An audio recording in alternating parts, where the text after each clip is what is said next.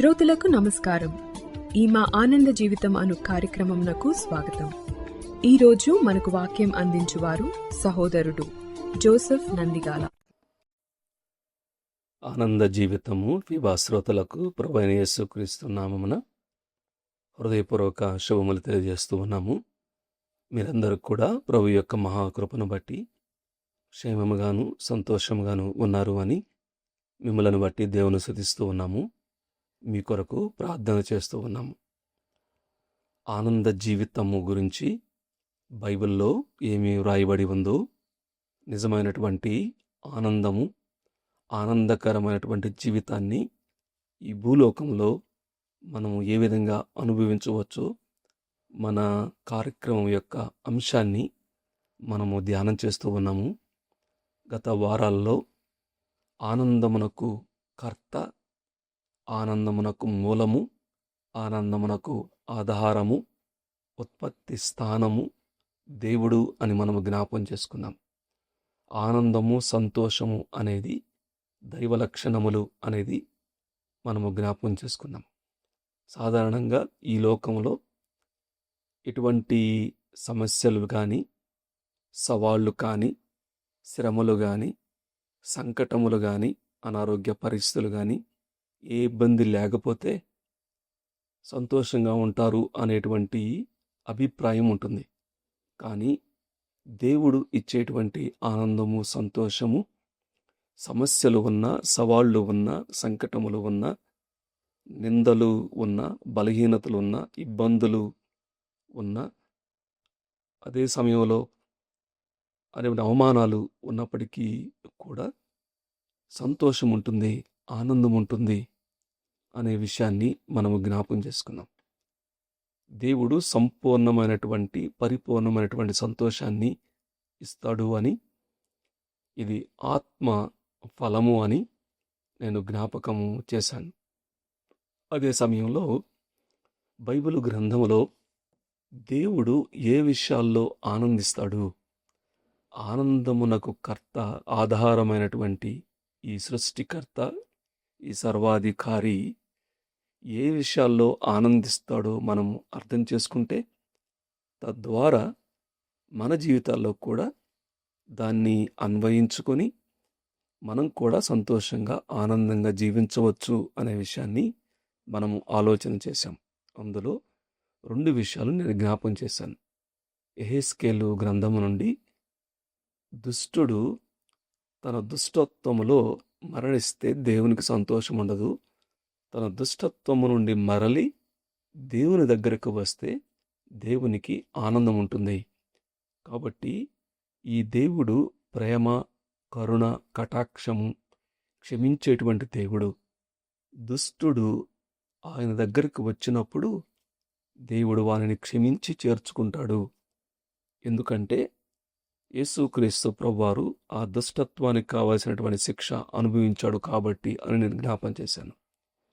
అదే సమయంలో ఆయన మాట, బలులు అర్పించట కంటే మాట వినుట వలన ఆయన సంతోషిస్తాడు, ఆయన ఆనందిస్తాడు అని మనము జ్ఞాపకము చేసుకున్నాం. ఈరోజు ఆనంద జీవితాన్ని మనము అనుభవించాలి అంటే దేవుడు ఏ విషయాల్లో ఆనందిస్తాడో మనం అర్థం చేసుకోవాలి. దేవుడు ఆ విషయాలు బైబిల్ గ్రంథములో తన వాక్యంలో స్పష్టంగా రాసిపెట్టాడు. ఇర్మియా గ్రంథము 9వ అధ్యాయము 23వ వచనం నుండి 24వ వచనం వరకు చదువుతున్నాను. ఇర్మియా గ్రంథము 9వ అధ్యాయము 23వ వచనం నుండి 24వ వచనం వరకు. యెహోవా ఇలాగు సెలవిచ్చుచున్నాడు: జ్ఞాని తన జ్ఞానమును బట్టియు, శూరుడు తన శౌర్యమును బట్టియు అతిశయింపకూడదు. ఐశ్వర్యవంతుడు తన ఐశ్వర్యమును బట్టి అతిశయింపకూడదు. 24వ వచనము, అతిశయించువాడు దేనిని బట్టి అతిశయింపవలనగా, భూమి మీద కృపచూపుచు నీతి న్యాయములు జరిగించుచునున్న యెహోవాను నేనే అని గ్రహించి నన్ను పరిశీలనగా తెలుసుకొనుటను బట్టియే అతిశయింపవలెను. అట్టి వాటిలో నేను ఆనందించువాడనని యెహోవా సెలవిచ్చుచున్నాడు. దేవునికి స్తోత్రం. చదవబడిన వాక్య భాగాన్ని దేవుడు దీవించి ఆస్వాదించునుగాక. దేవుడు ఏ విషయాల్లో ఆనందిస్తాడో ఇక్కడ చాలా స్పష్టంగా రాయబడి ఉంది. అట్టి వాటిలో నేను ఆనందించువాడను, ఇట్టి వాటిలో నిజమైన దేవుని యెహోవాను నేనే అని గ్రహించి నన్ను పరిశీలనగా తెలుసుకుంటాలి. ఎవరైతే నిజమైన దేవుడెవరో గ్రహించి ఆయనను పరిశీలనగా తెలుసుకొని ఆయనను అంగీకరిస్తారో అట్టి వాటిలో నేను ఆనందిస్తాను అన్నాడు. అయితే ఇక్కడ 23వ వచనంలో మానవుడు ఏ విషయంలో అతిశయిస్తున్నాడు, ఏ విషయాల్లో తన గొప్పతనాన్ని ప్రదర్శించటానికి, తన యొక్క గర్వాన్ని చూపించుకోవడానికి ప్రయత్నం చేస్తూ ఉన్నాడో 23వ వచనంలో 3 విషయాలు చెప్పాడు. జ్ఞానము అన్నాడు, శూరుడు శౌర్యము అన్నాడు, మూడవది ఐశ్వర్యము అన్నాడు. ఇది మనము అర్థమయ్యే భాషలో చెప్పుకోవాలి అంటే ఇంటెలిజెన్స్, పవర్ అండ్ రిచ్నెస్. జ్ఞానము, బలము, ఐశ్వర్యం. జ్ఞానము, అధికారము, ఐశ్వర్యములో మానవుడు అతిశయించటానికి, ఆనందించటానికి ప్రయత్నం చేస్తూ ఉన్నాడు. కానీ ఈ దేవుడు లేని ఈ జ్ఞానాతిశయము, ఈ బలాతిశయము, ఈ ధనాతిశయము నిజంగా సంతోషాన్ని ఇస్తుందా అని మనము ఆలోచన చేస్తే ఆనందం ఇవ్వదు, సంతోషం ఇవ్వదు. దానికంటే అది ఇవ్వకపోగా మానవునికి నష్టాన్ని, మరణాన్ని తీసుకుని వస్తుంది అని మనము ఆలోచన చేస్తే అర్థమవుతుందండి. మానవుడు జ్ఞానములో అతిశయిస్తున్నాడు. మానవ జ్ఞానము ఇప్పుడు చాలా అభివృద్ధి చెందింది. ఎడ్యుకేషన్ పెరిగిపోయింది, శాస్త్రము విస్తరించింది, సాంకేతికత పెరిగింది. తద్వారా మానవుని యొక్క జ్ఞానాభివృద్ధి ద్వారా సదుపాయాలు పెరిగినాయి. సమాచార వ్యవస్థ చాలా అభివృద్ధి చెందింది. ప్రయాణ సాధనాల ద్వారా చాలా త్వరగా మనము గమ్యానికి చేరవచ్చు. ఇవన్నీ కూడా మంచిదే. కానీ దేవుడు లేనటువంటి ఈ జ్ఞానము మానవునికి భద్రత ఇవ్వలేదు అనే విషయాన్ని మనం జ్ఞాపకము చేసుకోవాలి. అందువల్లనే జ్ఞానము ఎక్కువయ్యే కొలది అది ఉప్పొంగ చేస్తుంది, అతిశయాన్ని కలుగజేస్తుంది. అదే సమయంలో అభద్రతా భావాన్ని, భయాన్ని, నష్టాన్ని, మరణాన్ని కూడా కలుగజేస్తుంది అనే విషయాన్ని మనము ఆలోచన చేస్తే అర్థమవుతుంది అని ప్రభు పేరట మనవి చేస్తూ ఉన్నాను. కాబట్టి ఈ సమయంలో చాలామంది జ్ఞానులు అని చెప్పుకుంటూ బుద్ధిహీనులయ్యారు అని బైబిల్లో రాయబడి ఉంది. వారు నష్టాన్ని కలుగజేస్తారు అనేటువంటి మాట బైబిల్లో ఉంది. ఆలోచన చేస్తే ఒకవైపు ఈ సాంకేతికత ద్వారానే మనం ఈ రోజుల్లో ఈ మాధ్యమాల ద్వారా, యూట్యూబ్ ద్వారా, వేరే రేడియోల ద్వారా, ఇంకొకటి ద్వారా మనం దేవుని మాటను మనం వింటున్నాం, మంచిదే. అదే సమయంలో ఇదే జ్ఞానము ద్వారా మానవుడు ఒకరికి ఒక్కడు చంపుకునేటువంటి, దేశానికి దేశాలే పాడు చేసేటువంటి, నష్టాన్ని కలుగు చేసేటువంటి ఆయుధాలు కూడా కనిపెట్టాడు. ఒకవైపు అభివృద్ధి ఉంది, ఇంకొక వైపు నష్టాన్ని కలుగజేసేటువంటి ఆయుధాలు కూడా ఉన్నాయి. దేవుని లేనటువంటి జ్ఞానము ఈ ఆయుధ అభివృద్ధి ద్వారా అభద్రతా భావాన్ని, నష్టాన్ని కలుగజేస్తుంది అనే విషయాన్ని దయచేసి అర్థం చేసుకోవాల్సిందిగా ప్రభు పేరట మనవి చేస్తున్నాను. మనము ఈ రోజుల్లో దేశాల యొక్క, వారి యొక్క ఖర్చు కానీ మనం చూస్తే ఎక్కువ ఖర్చు దేశాన్ని కాపాడుకొనుటకు, భద్రపరుచుకొనుటకు, కావలి కాయటానికి, ఆయుధాల కొరకు ఎక్కువ ఖర్చు పెడుతున్నారు. ఎందుకు? జ్ఞానము అభివృద్ధి కొలది అభద్రతా భావం. నా సమాచారానికి భద్రత లేదు, గృహానికి భద్రత ఉండదు, అలానే దేశానికి భద్రత ఉండదు. కాబట్టి ఎక్కడ ఎవరు పొంచి కుయుక్తి ద్వారా, జ్ఞానము ద్వారా, ఆయుధాల ద్వారా చొరబడతారో, నాశనం చేస్తారో, మరణాన్ని తీసుకువస్తారో, నష్టాన్ని తీసుకువస్తారో అనేటువంటి భయము, అభద్రతా భావము ఉంటుంది అని ప్రభు పేరట మనం చేస్తున్నాను. దేవుడు లేనటువంటి జ్ఞానము, అభివృద్ధి ఉన్నప్పటికీ కూడా అభద్రతా భావాన్ని కలుగజేస్తుంది అనే విషయాన్ని దయతో అర్థం చేసుకోవాల్సిందిగా ప్రభు పేరట మనం చేస్తున్నాను. అదే సమయంలో రెండవది అధికారం, శౌర్యము, బలము అనేది.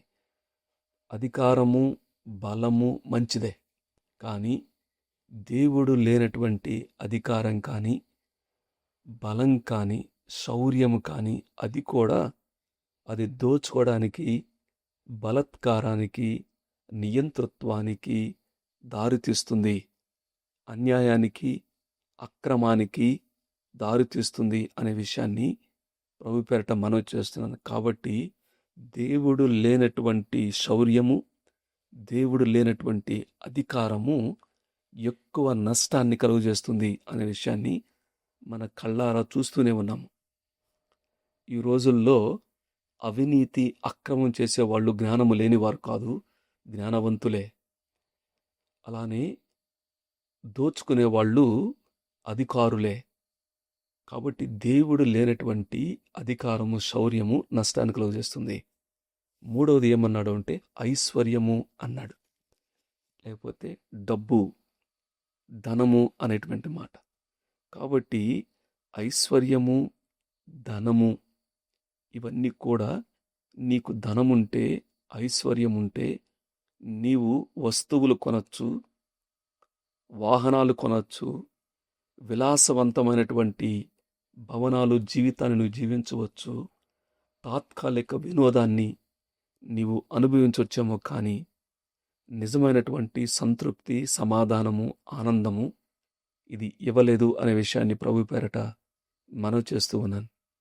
కాబట్టి చాలా స్పష్టంగా మానవుడు జ్ఞానములో, అధికారములో, ఐశ్వర్యములో అతిశయిస్తూ ఆనందించడానికి ప్రయత్నం చేస్తున్నాడు, కానీ అందులో దేవునికి ఆనందం లేదు, మానవునికి కూడా ఆనందం లేదు. అది నష్టాన్ని కలుగజేస్తుంది. ఇదే ఇర్మియా గ్రంథము 9వ అధ్యాయంలో ఆనాడు ఉన్నటువంటి ప్రజలు దేవుడు లేకుండా జ్ఞానము, శౌరత్వము, ఐశ్వర్యము, బలం కలిగి ఉంటే ఎటువంటి పరిస్థితులకు దారితీస్తుందో ఈ 9వ అధ్యాయంలో చెప్పాడు.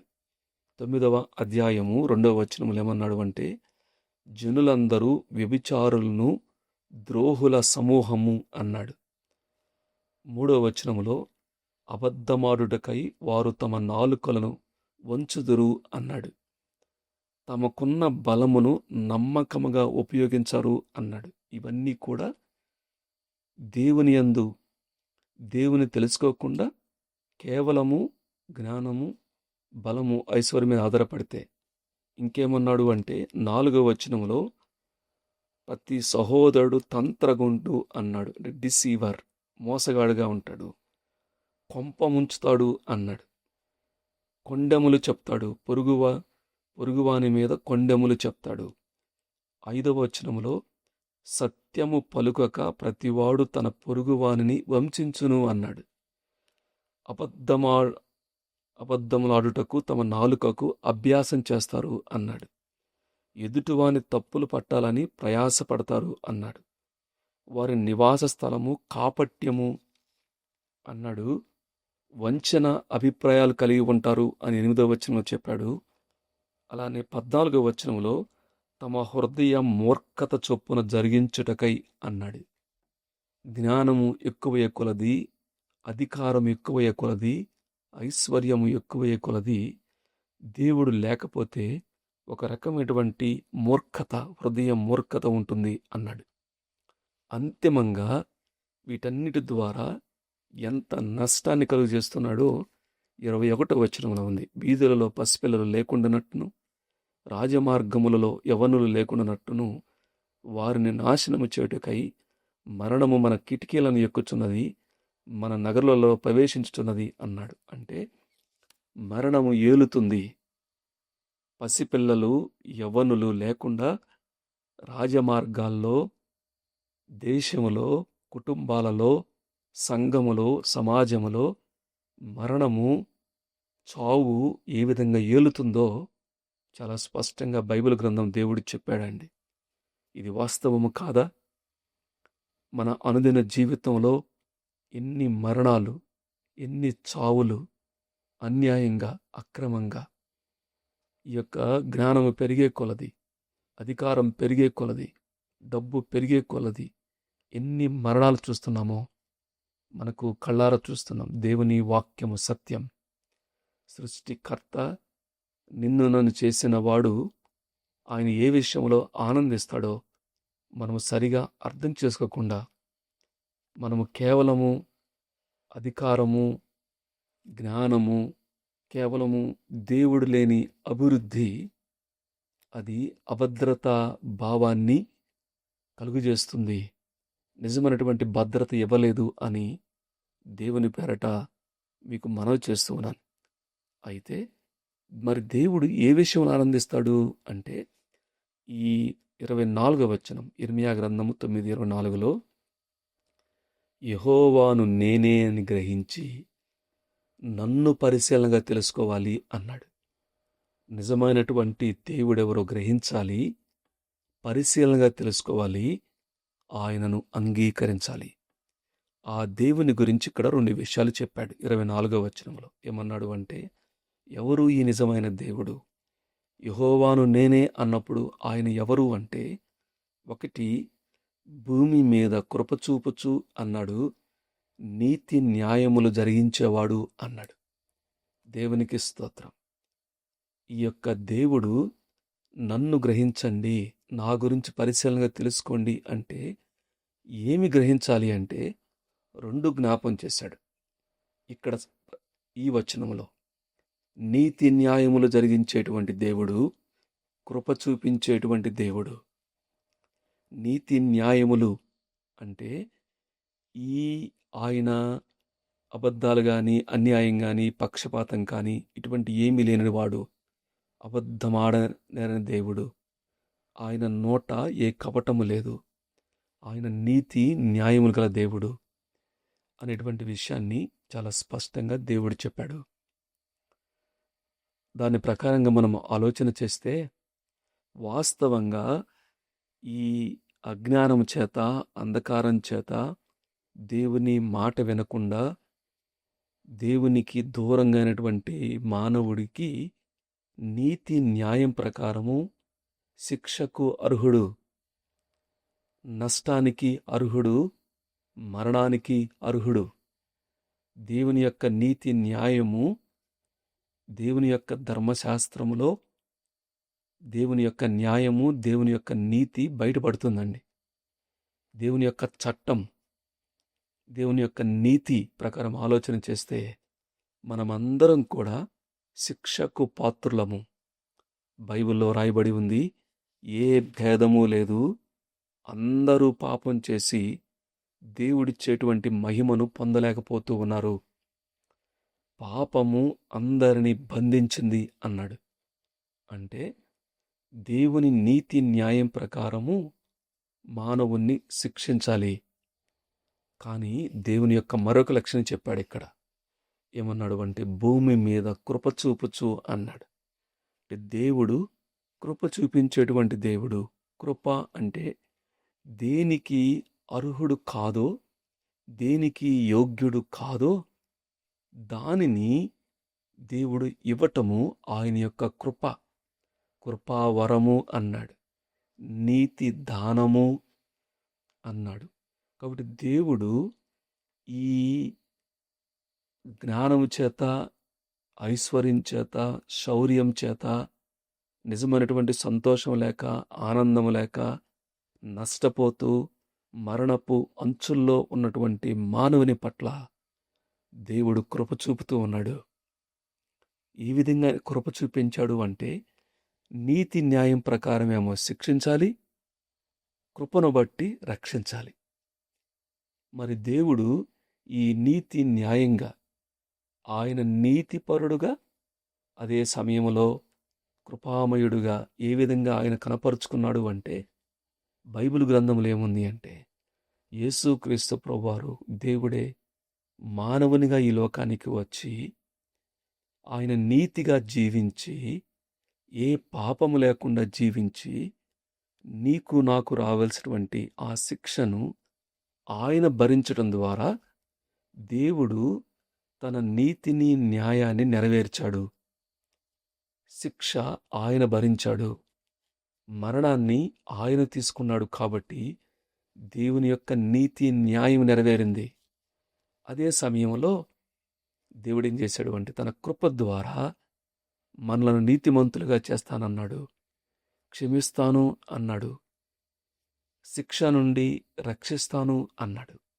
ఎవరైతే నేను అనీతిమంతుడను, నేను నష్టంలో ఉన్నాను, నేను దేవునికి దూరంగా ఉన్నాను, దేవుడు నా పట్ల కృప చూపించాడు, దేవుడు నీతి న్యాయం గలవాడు, యేసుక్రీస్తు ప్రభువారు నా కొరకు మరణించాడు, ఆ నీతిమంతుడు నా కొరకు అన్యాయంగా సిలువలో ప్రాణం పెట్టాడు అని యేసుక్రీస్తు ప్రభువు చేసినటువంటి ఆ సిలువ కార్యమునందు యథార్థంగా అర్థం చేసుకొని, ఆయన గ్రహించి పరిశీలనగా తెలుసుకొని ఆయన యందు విశ్వాసం ఉంచుతారో, దేవా నేను పాపినయ్యా, నా పాపం కొరకు నేను శిక్ష అనుభవించాలి, కానీ నీవు శిక్ష అనుభవించావు అని ఎవరైతే ఆయన యందు విశ్వాసం ఉంచుతారో, దేవుడు వారి పట్ల తన కృప ద్వారా నిన్ను రక్షిస్తాడు, నిన్ను నీతిమంతునిగా చేస్తాడు,